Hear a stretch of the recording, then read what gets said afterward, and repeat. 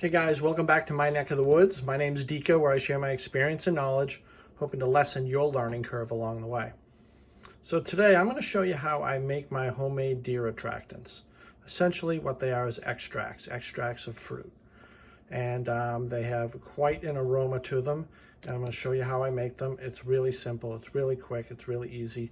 And I'm going to give you a little tidbit on them and what I use them for. So as you can see, I have an apple one right here.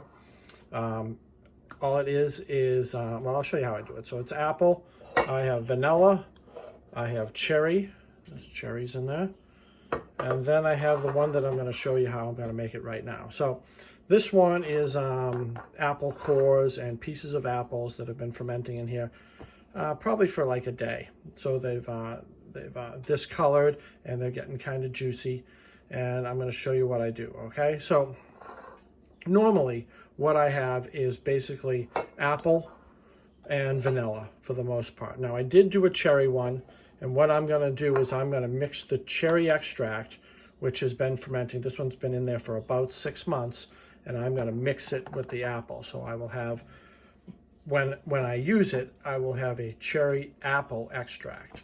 So you may ask why don't I just put cherries and apples in together and then add what I add to it is this.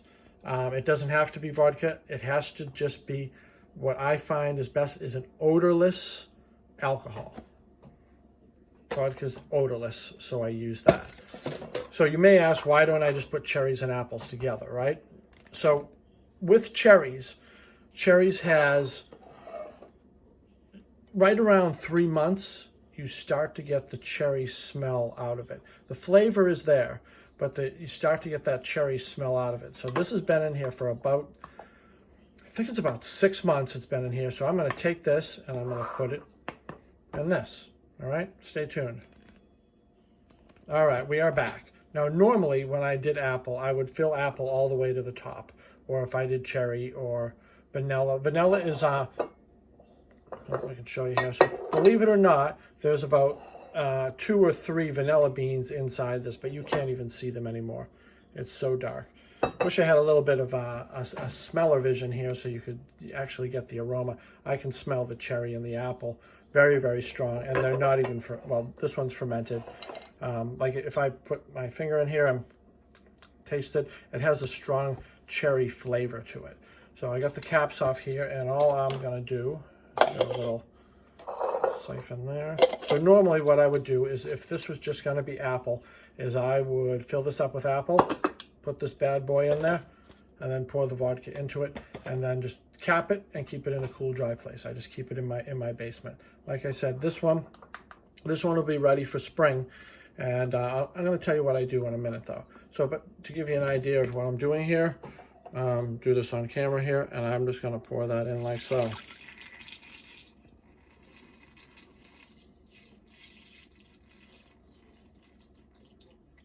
All right, so the idea behind that is, there's a little bit left over in there, but what I'm doing now is I'm fermenting.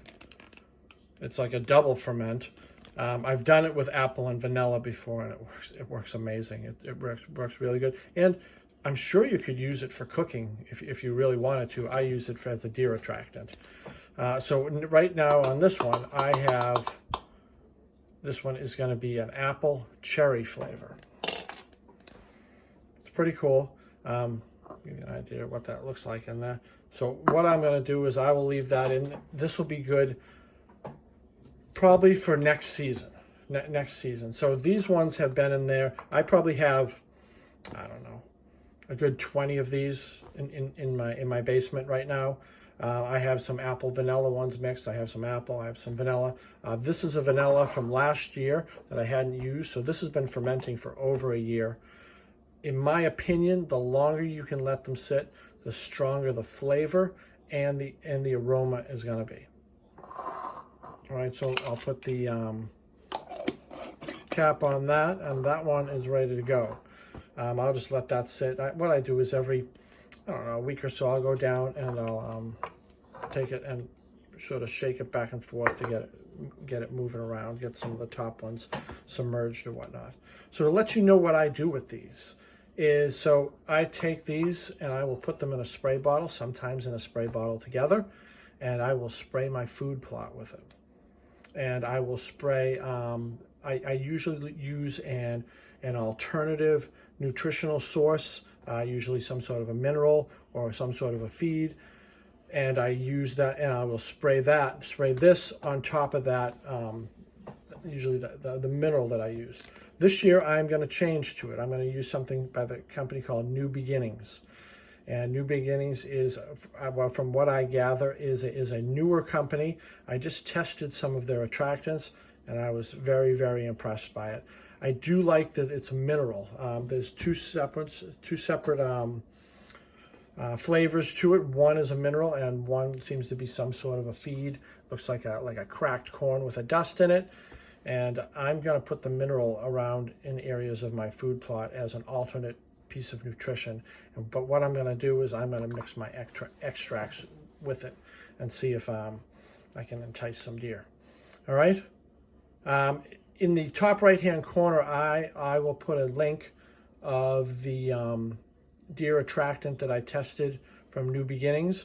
And that way you can go and check them out and see the testing that I've done, which was obviously successful. And then you can check them out on your own accord and go from there. All right, that's all I have for you. Please subscribe to the page. I'll talk to you guys later. Be well.